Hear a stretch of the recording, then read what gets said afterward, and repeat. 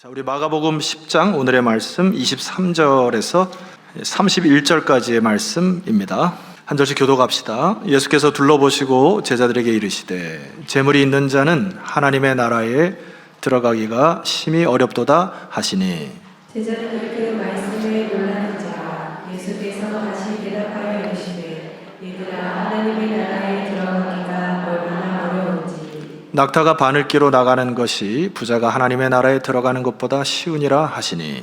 제자들이 매우 놀라 서로 말하되 그런즉 누가 구원을 얻을 수 있는가 하니 예수께서 그들을 보시며 이르시되 사람으로는 할 수 없으되 하나님으로는 그렇지 아니하니 하나님으로서는 다 하실 수 있느니라.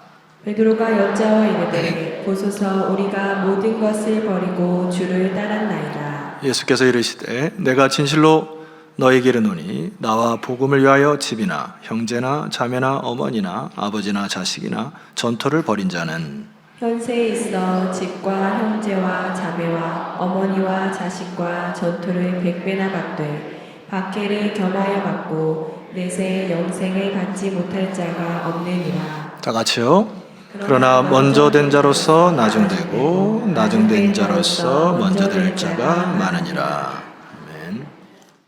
예, 제가 청년 때 참 쇼킹하게 읽었던 책 중에 하나가 있는데 그때는 필독서 중에 하나였죠. 우리 기독교 청년들 중에 자크 엘룰이라고 하는 사람이 쓴 하나님이냐 돈이냐. 화면을 보시면 이제 저 분이 쓴 책인데 책 표지도 굉장히 시꺼맸고 그리고 책 제목이 일단 마음에 안 들어서 제가 책을 사놓고 한동안 안 읽었습니다. 왜 안 읽었을까요? 의문이 난 거죠. 감히 재물과 하나님을 동격으로 갖다 놨냐? 이게 읽을 만한 책이냐? 뭐 이러면서 제가 한동안 책을 덮고 읽지 않았다가 나중에 책을 읽어보니까 너무나 우리에게 필요한 내용이 적혀 있었고 세월이 흐르면 흐를수록 나이가 들면 들수록 이 돈이라고 하는 녀석이 우리에게 끼치는 영향력과 이 돈으로 인하여 많은 사람들이 힘들어하는 것을 보고 정말 책 제목 잘 썼다. 평생 동안 아마 이 제목은 따라다니는 주제 중에 하나이리라 생각합니다. 여러분 심지어 예수님이 뭐라고 얘기하셨냐면은 너희는 하나님과 재물을 겸하여 섬길 수 없느니라 이렇게 말씀하셨어요. 그러니까 예수님도 이 재물, 물질을 의인화시켰을 뿐만 아니라 이것을 신성을 부과하여 영적 권세를 가진 것으로 인정하셨습니다. 그렇기 때문에 우리가 늘 경계를 해야 하고 이 녀석을 잘 다루지 못하면은 여러분들은 때로 돈으로 인하여 변질되거나 돈에 의하여 굴복되거나 제 눈에 돈으로 인하여 무릎 꿇는 사람들을 많이 봐요. 얕잡아 볼 녀석이 아닙니다. 오늘 한 청년이 예수님과 대화를 통하여 예수님께서 제자들에게 하신 말씀에 귀를 기울이셔야 되는데 오늘 본문은 사실 그 위의 본문과 이어져서 이해를 해야 좋은 본문이기 때문에 17절 말씀 보시게 되면 여러분이 한번 읽어봐 주시면 감사하겠습니다. 마가복음 10장 17절 시작.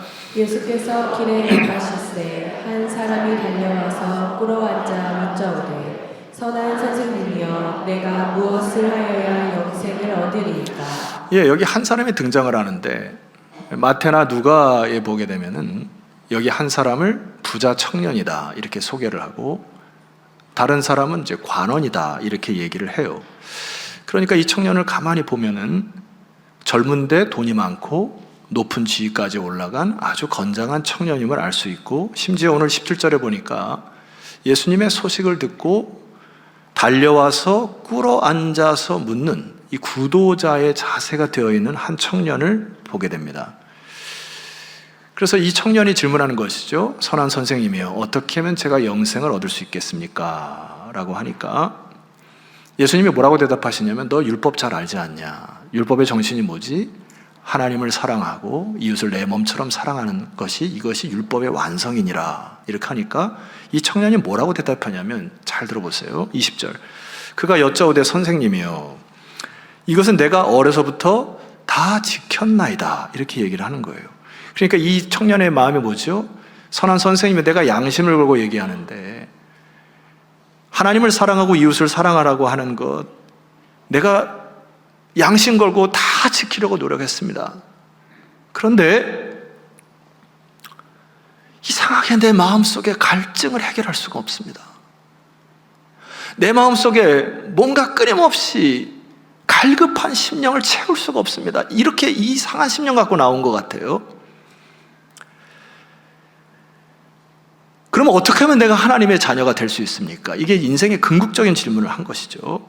그러니까 예수님이 그 청년을 21절에 보니까 마가만 기록한 아주 독특한 표현이 하나 있습니다. 21절 초반절에 보니까 예수께서 그를 보시고 뭐 하셨다 했습니까? 사랑하셨다.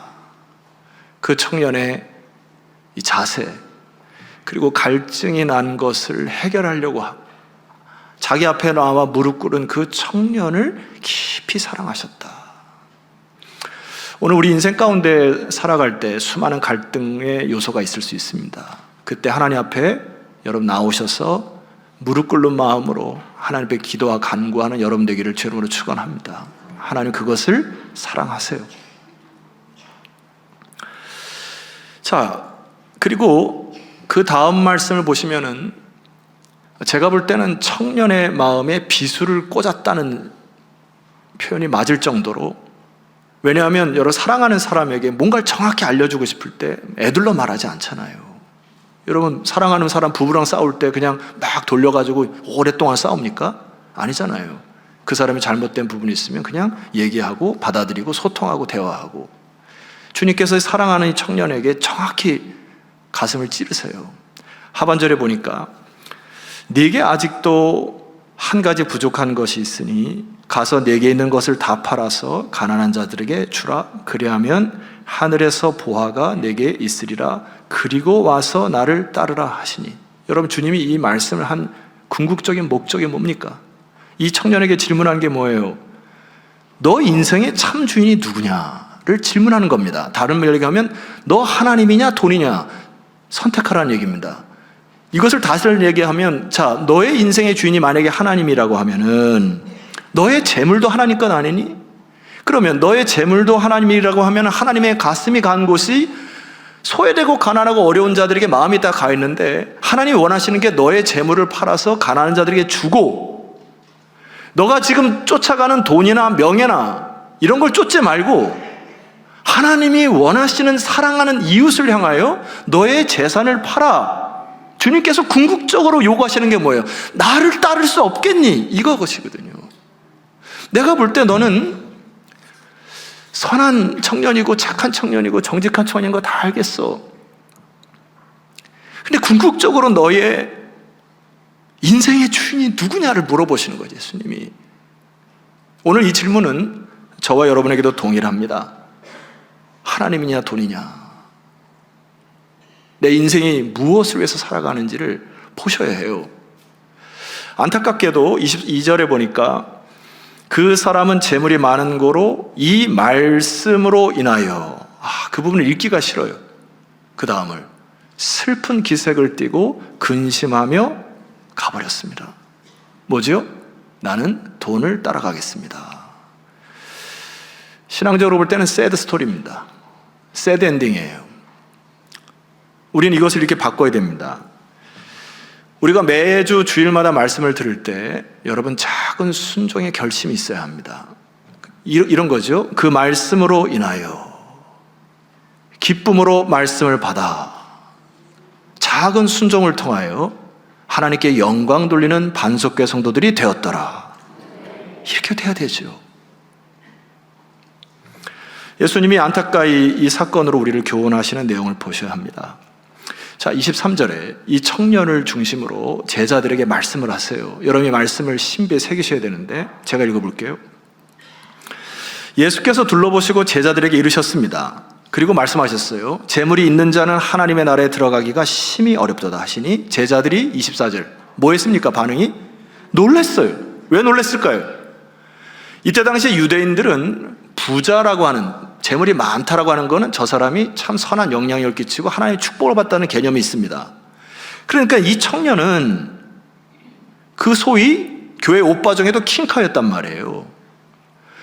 이게 뭐 재물도 많을 뿐만 아니라 높은 직위에 있었고 그 다음에 반듯한 청년으로 서 있어서 많은 사람들이 제자들보다도 저 청년을 더 많이 알았던 것 같아요. 그러니까 저 청년은 저 청년 아니고는 누가 천국에 들어가겠냐 이렇게 다 생각을 했던 그런 분위기 속에 있었던 것 같습니다. 그러니까 제자들이 놀란 거예요. 저 청년 아니면 도대체 천국 백성이 누가 되냐. 여러분 좀 동의가 되시나요? 제 말씀이?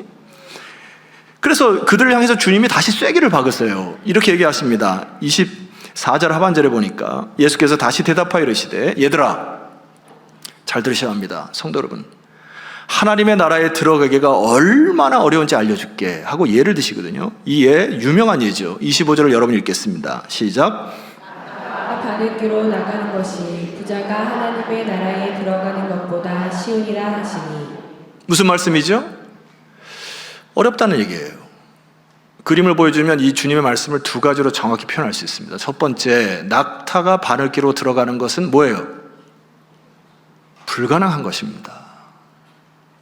또 하나, 여기 그 바늘귀라고 하는 귀를 이제 그 어원적으로 보면 이제 문이라고 하는 개념으로 해석할 수가 있어요. 그러니까 저기 예루살렘 큰 성문이 어느 정시의 시간이 닫히면은 이 상전들이 조그맣게 자기네들이 물건을 나눠줄 수 있는 쪽문을 열게 됩니다. 저거를 어원상으로 귀라 이렇게 얘기해요.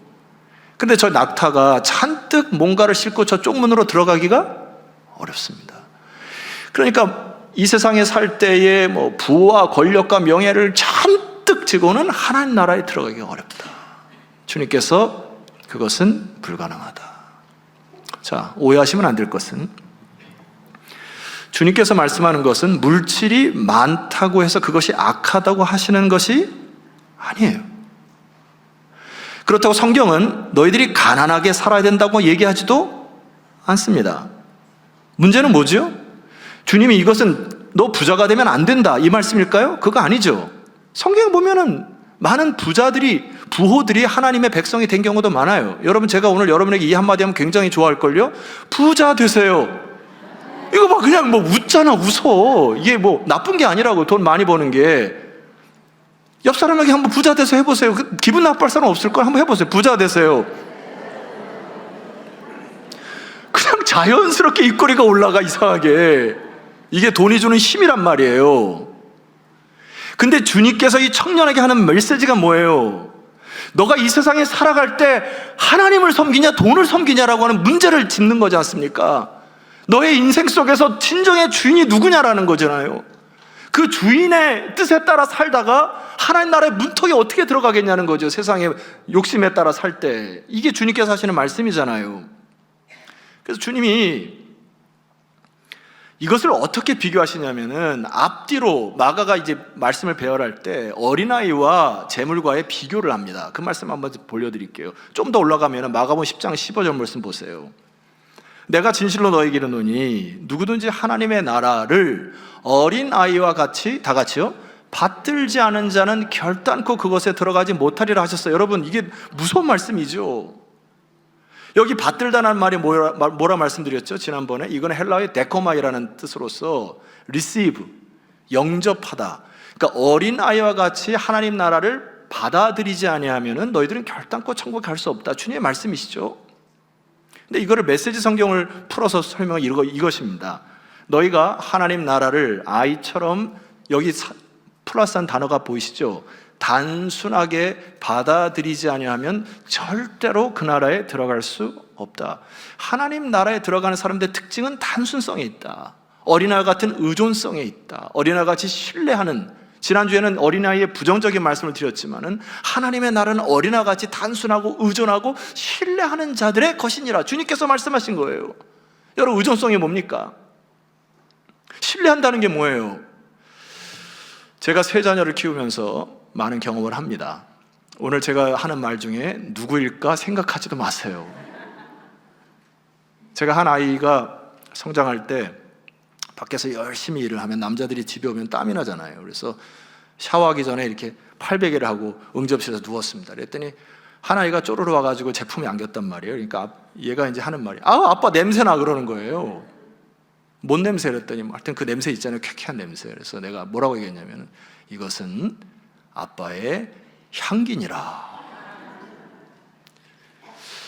그 다음 주에 또 땀이 흘려서 응접실에 오니까 아이가 딱 가서 하는 말이 아빠 향기나.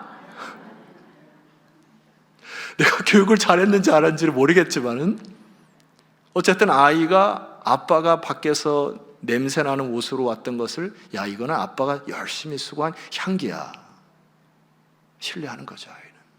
한 가지만 더 얘기해드릴게요. 이런 거 하면 굉장히 재밌어 해가지고 한 아이를 또 교육을 시킵니다. 여러분 그런 교육을 해보셨죠? 아이들을 데리고 야 밖에 나가서 길을 잃어버리거든. 여러분 어떻게 교육합니까? 저는 아내와 함께 절대로 우왕좌왕하지 마라. 네가 잃어버린 그곳에 서 있어. 그러면 엄마 아빠가 돌아와서 너를 찾을게.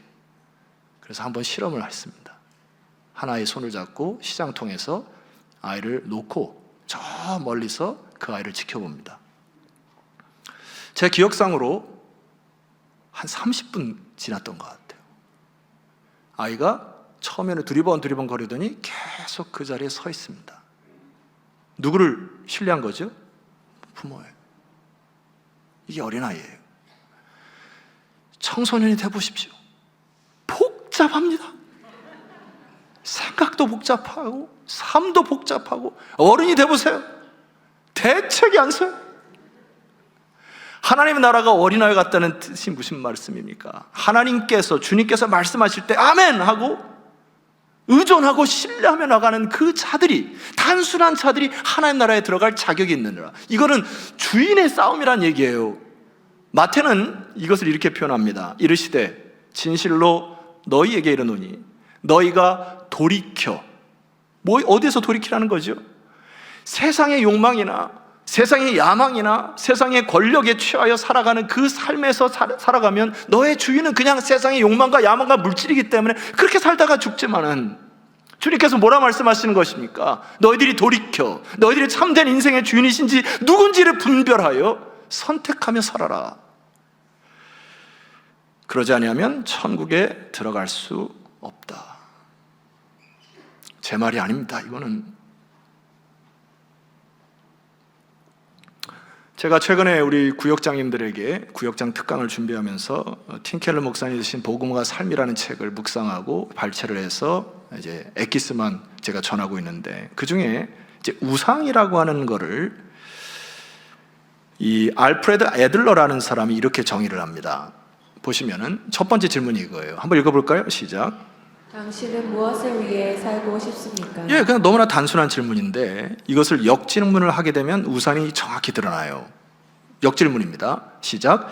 당신에게 무엇이 없다면 삶의 의욕마저 잃는 게 뭐냐를 생각하면 그것이 우상이라는 얘기입니다. 그래서 여기서는 구체적으로 4가지를 얘기를 해요. 첫 번째는 세상에서 주는 힘과 돈과 권력이 만약 이것이 돈이 빠지거나 힘이 빠져버리게 되면 삶의 의욕을 다 잊어버리는 것을 당신의 우상이라고 얘기하는 겁니다. 두 번째는 어떤 사람에게 받아야 하는 인정 욕구가 있다는 얘기죠. 여러분, 인정 욕구는 당연히 필요한 부분인데 예를 들어서 어떤 한 사람이 나를 배반하거나 어떤 한 사람 때문에 내가 시험에 듣는데 완전히 세상 살기 싫어. 그러면 그거는 우상이라는 이야기입니다. 세 번째는 통제. 누군가를 내가 통제를 해야 되고 내가 자녀들을 내 손으로 잡아야 되고 내 말을 들어야 되는데 이것에 벗어나는 순간 못 견디는 심정을 우상이라고 하는 겁니다. 마지막은 무엇을 가지고 있어야만 하는 편안함. 뭐죠? 소유욕. 내가 반드시 내가 살아가는 동안에 자동차 E급은 내가 타야 되고 내가 반드시 이 세상을 살아가는 동안 아파트 몇 평은 내가 해야 되고 한강뷰가 보이는 아파트에 살아야 되고 그것이 나에게 주는 편안함이라고 하면 그것은 우상이라고 하는 거 전적으로 동감합니다. 주님께서 오늘 우리에게 뭐라고 말씀하시죠? 여러분 누구를 섬기고 계신가? 하나님이냐 돈이냐? 오늘 우리들이 직면할 문제이고 올바로 선택해야 될 문제입니다. 여러분 돌이키시는 축복이 있기를 소망합니다. 구체적으로 베드로가 이런 질문을 합니다. 조금 더 깊이 들어가 봅시다. 28절 베드로가 여자와 이르되 보소서 우리가 모든 것을 버리고 주를 따랐나이다. 이게 무슨 말이죠? 그러면 나는 천국에 들어갈 수 있겠습니까? 어떻게 하나님 나라 백성이 됩니까? 이 얘기를 질문하는데 주님이 이런 얘기를 하세요. 여러분 이 부분은 여러분 이해를 평소에 잘 못했던 본문이기 때문에 귀를 쫑긋 기울이셔야 합니다. 29절을 함께 읽어보도록 하겠습니다. 시작. 예수께서 이르시되 내가 진실로 너에게 이르노니 나와 복음을 위하여 집이나 형제나 자매나 어머니나 아버지나 자식이나 전토를 벌인 자는 이걸 잘못하게 해석하면 이단으로 흐릅니다. 엘리야 복음 성경 제가 이단의 그 소굴에 들어가 봤더니 실질적으로 이걸 다 포기하고 들어와서 공동생활을 합니다. 공동생활을 하는 99%는 다 이단이에요. 주님은 그렇게 얘기하는 것이 아닙니다. 여기 원이나 말씀을 잘 보면은 영어 단어에 or라는 단어 아시죠? or and 또는 주님께서 이런 얘기를 한 것이 너희들이 삶을 살다가 모든 것을 바쳐라 이 얘기가 하는 것이 아니고 삶에 살다가 수많은 선택 속에서 삶의 우선순위의 문제가 있잖아요. 그것이 집이 될 수 있고 그것이 자녀가 될 수 있고 그것이 형제가 될 수 있고 수많은 어떤 물질이 될 수 있는데 너가 하나님의 나라 먼저 그 나라와 그 의를 구하기 위하여 이것 중에 한 가지 포기할 수 있겠니? 너의 삶의 주인의 하나님에게 너가 드릴 수 있는 포기할 수 있는 것이 있을 수 있겠니? 주인에 대한 시험이거든요. 근데 주님의 약속의 말씀을 하신단 말입니다. 자, 30절 말씀, 이 약속의 말씀 제가 읽을게요. 현세에 있어서 집과 형제와 자매와, 여기는 엔드로 쓰여 있습니다.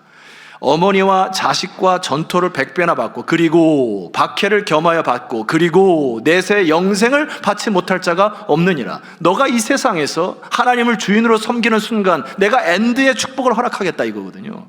자, 그냥 구체적으로 따져봅시다.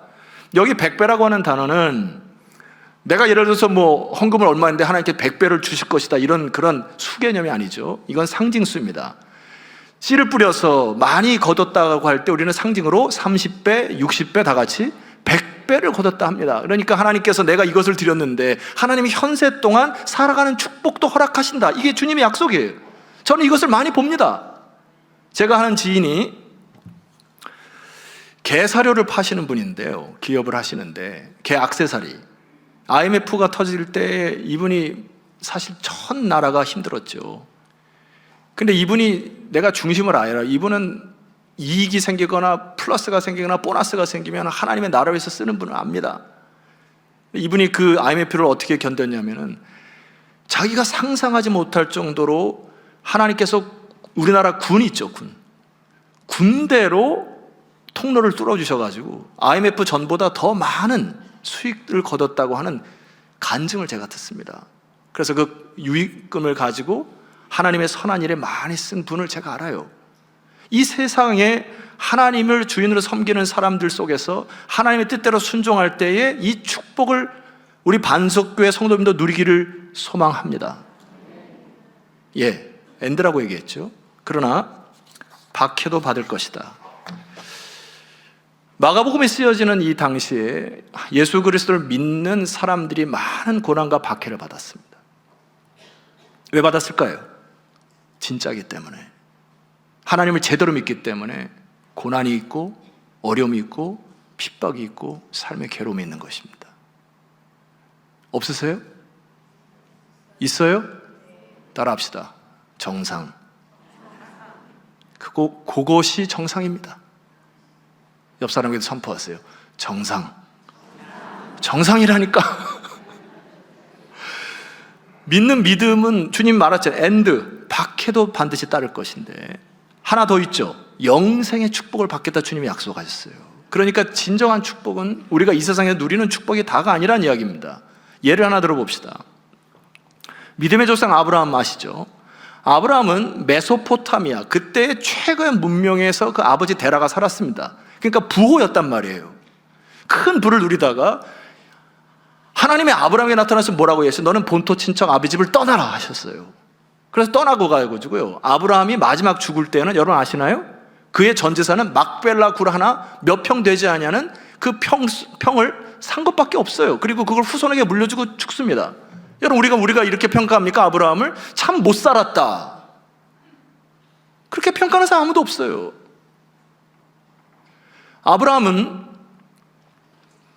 본토 친척 아비 집을 떠나 이 세상의 부와 영광을 뒤로하고 하나님의 영광을 위하여 쫓아가는 삶을 통하여 아브라함의 믿음의 씨를 통하여 지금 수백, 수천, 수만의 사람들이 하나님의 영광 가운데 찬양하는 여러분 믿음의 자손들이 되었지 않습니까? 이 영광과 세상의 영광을 무엇으로 비교하겠어요? 지난주에 한 분이 저한테, 지지난주군요, 한 분이 저한테 지나가면서 목사님 요즘에 그 개하고 고양이를 많이 키우는 문화가 됐는데 어떠세요? 그래서 뭐 저는 좋다고 생각합니다. 저한테 질문하더라고요. 목사님 개 키울 생각 없습니까? 그래요 저한테. 그래서 제가 단호하게 없습니다. 왜 그러세요? 그래. 제가 우리 주일학교 학생들이 지금 재정만 700명이고 잃어버린 양들이 엄청 많아요. 내가 개에 대해 신경 못 써 나는. 우리 자녀들만 신경 써도 난 바빠. 개 키울 생각 앞으로 추워도 없습니다. 개 키우신 분 그 비교해서 생각하지 마십시오. 잘 키우시는데 저는 없다고 시간이. 평생 동안 우리가 삶을 살고 나서 여러분들이 유산이라는 걸 남길 거예요. 여러분이 살아왔던 발자취를 후손들이 볼 겁니다. 예를 들어 여러분들이 평생 동안 남겨줄 것이 자녀들에게 딱 명마지게 남겨줄, 그게 무슨 유익이냐고. 여러분이 살았던 아파트 평수 남겨줄, 그게 무슨 유익이냐고. 그게 영적 자산입니까? 우리는 자꾸 잘못 생각하는 것 중에 하나가 있는데, 그게 뭐냐면은 물질이 많으면 그래도 축복이라고 하는 이 이퀄 공식관계로 자꾸 생각을 합니다. 아니요. 여러분, 부자 되는 거 하나님이 싫어하시진 않지만은 그것이 공식화될 수가 없습니다. 물질이 많아지게 되면 상대적으로 유혹에 빠지게 되고 여러분들이 중독에 빠질 확률이 높습니다. 세계 부호로 알고 있는 여러분 록펠러라는 사람 아실 거예요. 록펠러에게 어느 사람이 와서 질문합니다. 당신에게 있어서 돈을 얼마나 벌면 더 만족하시겠습니까? 라고 했을 때 록펠러가 말했던 그 유명한 말씀이 있어요. 영어로 just a little bit more 이렇게 되어 있습니다. 내가 조금 더 돈을 벌어야 만족한다. 근데 제가 이거 글자를 타이프를 치다가 내가 잘못 쳤어요. just a little but more. 이것도 맞겠다 싶어요. just a little, 조금 벌었는데 그러나 좀 더 벌겠다. 중독됩니다. 돈은. 여러분의 힘이 그 돈에 놀아나게 되면 돈의 노예가 되어 평생 동안 힘을 잃게 됩니다. 성경은 재물이 이퀄 축복이라 얘기하지 않아요. 물질을 그럼 어떻게 정의하면 좋겠습니까? 화면을 통해 보시죠. 자, 이 부분을 크게 선포합니다. 시작. 각 사람에게 성령을 나타내심은 유익하게 하려 하심이라. 고린도전서 12장은 은사장입니다. 저는 물질의 축복을 은사라 이렇게 표현하고 싶어요. 은사라고 하는 것은 쓰면 쓸수록 개발됩니다. 맞죠? 가르치는 은사, 섬기는 은사, 안 가르치면 점점 줄어듭니다. 물질도 마찬가지나 전 생각이 들어요. 하나님께 주신 물질을 흘려보내고 베풀고 섬길 때 하나님이 여러분의 중심을 보셔서 천지만물을 창조하신 아버지께서 여러분에게 부어주실 줄 믿습니다. 마치 갈릴리 바다처럼 생명의 음도 없는 장소가 되는데 이것을 움켜쥐거나 평생 동안 내 것으로 잡게 되면 사이처럼 흘려보내지 않을 경우에 죽어가는, 생명이 깃들지 아니하는 그런 죽은 생명의 손이 된다. 인생이 된다. 결론을 내립니다. 여러분, 우리는 질문해야 됩니다. 여러분 자신에게 하나님이냐 돈이냐, 참된 주인이 누구냐. 결과적으로 이것은 의존성과 신뢰성이 있습니다. 내가 하나님을 얼마큼 의존하느냐 신뢰하느냐에 따라서 주께서 주시는 현세의 축복을 받느냐 못 받느냐 큰 차이가 있어요. 엘리엇이라고 하는 한 분이 쓴 글을 제가 주중에 읽었던 책 중에 이 부분을 마지막 여러분에게 선포하고 설교 좀 마감할까 합니다. 순종은 내 힘으로 구원을 이루는 수단이 아니라 죽음과 부활을 통해 우리를 구원하신 그분을 본받고 즐거워하고 닮아가는 길이다. 마치 이 청년이 순종했던 것은 내가 구원을 이루고자 하는 선한 행위로 왔지만은 우리는 그런 신앙의 차원이 아니고 그분을 본받고 즐거워하고 닮아가기 위하여 순종한다. 차이가 다르죠. 그래서 하나님께 순종하는 모든 행위는 이제 부활로 이어지는 죽음으로 보인다. 이게 무슨 말이냐면 그 다음에 누군가는 죽어야 한다. 삶은 무수한 작은 죽음을 요한다. 그때마다 우리에게 자아를 부인하고 하나님을 따를 기회가 주어진다. 마지막 한번 설명드리겠습니다. 우리가 자결권을 내려놓고, 자결권이 뭐죠? 스스로 결정하는 권리. 이거는 세상 사람들이 그렇게 살아가는 거죠. 내 판단에 의해서 이것은 시간을 쓰고, 내 판단에서 돈을 쓰고, 내 판단에서 에너지를 씁니다. 그러나 하나님의 백성은 그렇게 살아가는 게 아니죠. 우리가 기도를 왜 합니까? 내 많은 수많은 야망과 욕망이 꽉 차게 살아갈 수 없기 위해 청년처럼 그냥 세상의 명예와 돈에 취해 살아가게 되어 있다. 우리는 자동적으로 그냥 하나님께 기도하여, 하나님, 나의 주인 되신 아버지, 주께서 무엇을 쓰시고자 하십니까? 라고 하는 이체, 자리 이동 필요하다는 얘기죠. 우리가 자결권을 내려놓고 하나님께 순종할 때마다 자신의 삶을 통제하려는 성향이 죽는다는 뜻이다. 동의하십니까? 우리는 단순히 죽기 위해 죽는 것이 아니고, 그것은 하나님이 원하시는 바가 아니고, 우리는 살기 위해 죽는 것입니다. 자결권을 포기하고 내 야망과 욕망을 포기하기 시작할 때 비로소 하나님 나라가 깃든다. 성 프란시스가 했던 유명한 시기가 있죠. 제가 앞에 소절을 읽어볼 테니까 여러분 뒤를 대답해 보세요. 우리는 줌으로써, 용서함으로써, 죽음으로써. 이게 그리스도인들이에요. 하나님 백성. 다시 한번 선포할까요? 우리는 줌으로써, 받고 용서함으로, 용서받으며 죽음으로써. 영생을 얻습니다. 우리 자리에서 일어납시다. 이 말씀 하나 선포하고 우리 찬양 드리기 원하는데, 우리가 어떻게 세상에 대하여 손을 내밀고 섬길 수 있습니까? 이유는 딱 하나입니다. 고린도후서 8장 9절, 저와 함께 크게 선포합시다. 시작. 우리 주 예수 그리스도의 은혜를 너희가 알거니와 부요하신 이로써 너희를 위하여 가난하게 되심은 그의 가난함으로 말미암아 너희를 부요하게 하려 하심이니라.